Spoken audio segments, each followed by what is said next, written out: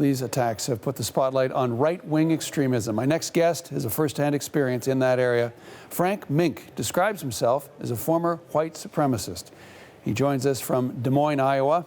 Sir, thank you so much for joining us. Appreciate your time on this. Can you tell us, in your opinion, how big of a problem do you think that right-wing extremism is around the world today?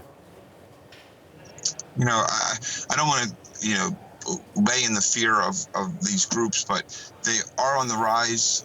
It goes by nation. You know, we can't lump them all in together, but it also it has to do with a lot of the fear of losing what is yours. So, I mean, when you have these groups are all formed of mostly males who are fearful and feel inadequate in some way and feel they've not been heard, and now they're being heard. So they are on the rise. When you have certain politics and political people that will support them and or at least give them little pats on their heads and tell them they did good, and it helps grow. And it's a little scary, but again, I think humanity is going to win out. So I don't want to live in fear by this. I want us to go on and get better.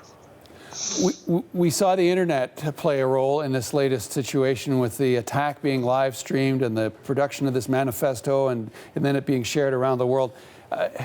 Can you talk about the contributory factors that social media may be playing in the growth of this right-wing extremism? Oh, absolutely. I mean, the internet has made just our world a lot smaller. And so if a kid gets in a fight at school with a black kid and just angry, he goes home, now he can find everything he wants and everything he thinks he needs to make him feel better.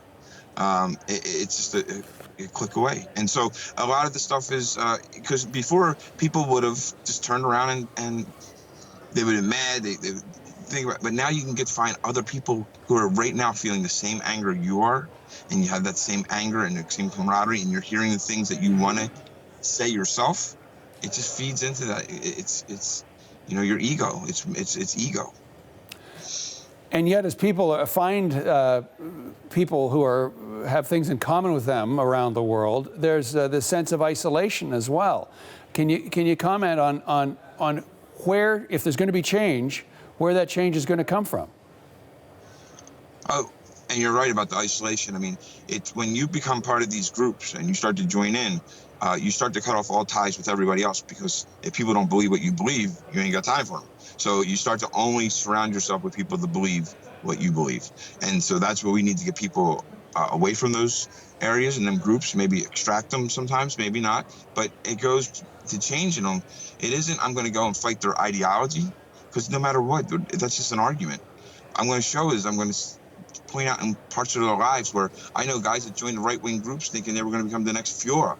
And next thing you know, there's a dude on 21 years old on probation, and now their probation officer has me coming to visit them. Like, that's not what their life was intended. So, they got to look at what the main goal in life is. And look, the true thing about life is, what I figured is it's just about moments. Moments I have with human beings every day, at every moment of my chance. Do I have a good moment, or do I have moments where I degrade and put people down and have to use fear tactics because I don't feel, I feel inadequate. So, where is the voice going to come from that will get through to those people? Because we've heard leaders, U.S. President Donald Trump just yesterday saying he doesn't feel these groups are on the rise. So where's the voice of reason going to come to break through, to change minds?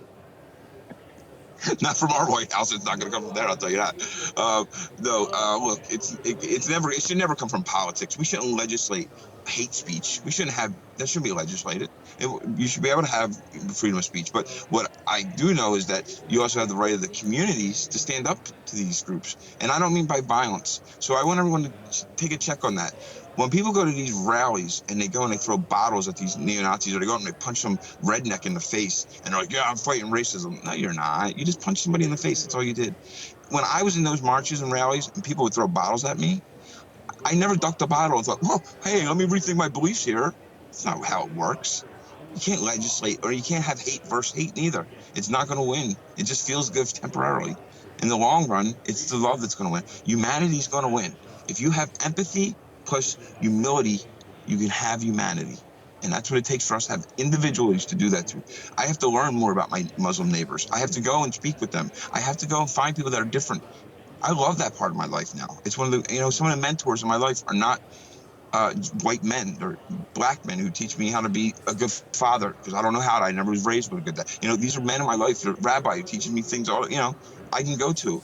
And I'm blessed to have these people in my life. Absolutely blessed. So I didn't watch the shooting on the video. I could have, but I didn't, because it made me think of the people that I know that are at mosque every day, that are friends of mine. That's what I thought about. So I stopped watching the video instantly. And I thought, I don't need to see that. I can play a video game if I want Frank, to see violence like that.